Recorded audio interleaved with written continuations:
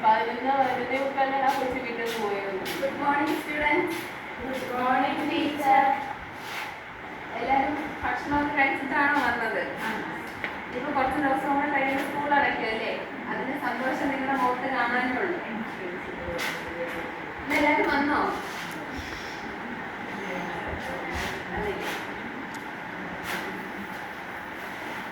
Class ready ഓടൊക്കെ ഒന്ന് മാറ്റിടണ്ടേ? ശരി. അപ്പൊ നമുക്കിന്ന് മാത്സ് പഠിച്ചാലോ? എല്ലാവരും റെഡിയാണോ? നമുക്കൊരു കഥ കേട്ടാലോ? അപ്പൊ നമ്മുടെ കഥയുടെ കഥാപാത്രമാണ് അല്ലി. നമുക്ക് അല്ലിയെ ഒന്ന് കണ്ടാലോ? ഇതാണ് നമ്മുടെ അല്ലി. എല്ലാവരും കണ്ടില്ലേ? അപ്പൊ അല്ലിക്ക് ചിത്രങ്ങളൊക്കെ വരയ്ക്കാൻ ഭയങ്കര ഇഷ്ടമുള്ള ഒരു കുട്ടിയാണ്.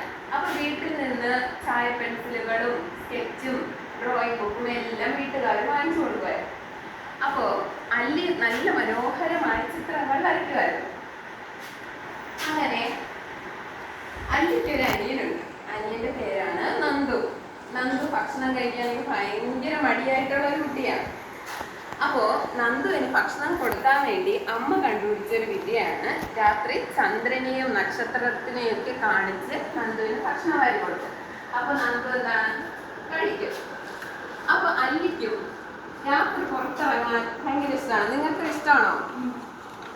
അപ്പോ പുറത്തേക്ക് ഇറങ്ങുമ്പോ അല്ലി ഓരോ ദിവസവും ചന്ദ്രനിൽ വരുന്ന മാറ്റം ശ്രദ്ധിക്കുമായിരുന്നു. അല്ലി ചന്ദ്രനിൽ കണ്ട മാറ്റം നിങ്ങൾക്ക് കാണണ്ടേ?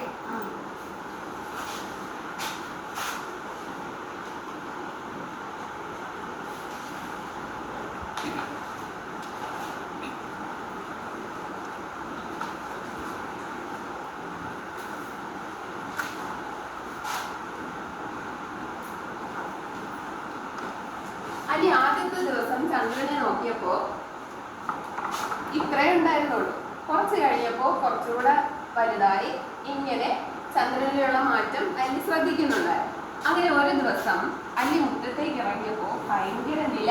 അങ്ങനെ അല്ലി എന്ത് ചെയ്തു? ചന്ദ്രനെ നോക്കി.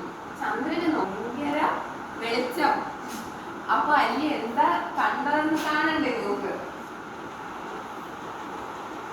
നോക്കൂ.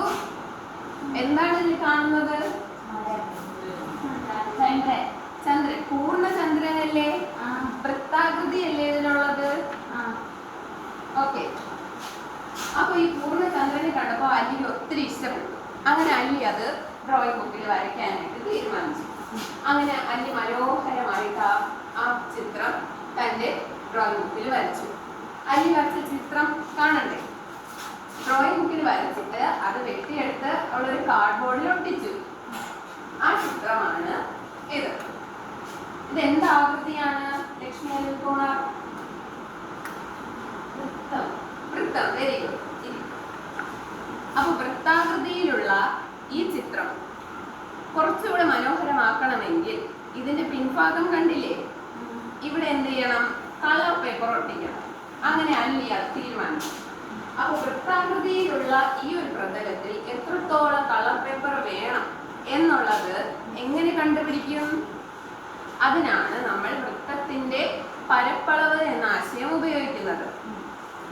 നമ്മൾ പണ്ട് എന്താണ് ചതുർഭുജത്തിന്റെ ഒക്കെ ഏരിയ ഒക്കെ കണ്ടുപിടിക്കാൻ നമ്മൾ പഠിച്ചിട്ടുണ്ട് അല്ലേ? പരപ്പളവ് എങ്ങനെയാ കണ്ടുപിടിക്കുന്നത്? സമചതുരത്തിന്റെ പരപ്പളവ് എങ്ങനെയായിരുന്നു കണ്ടുപിടിച്ചുകൊണ്ടിരുന്നത്? അതെ, വെരി ഗുഡ്.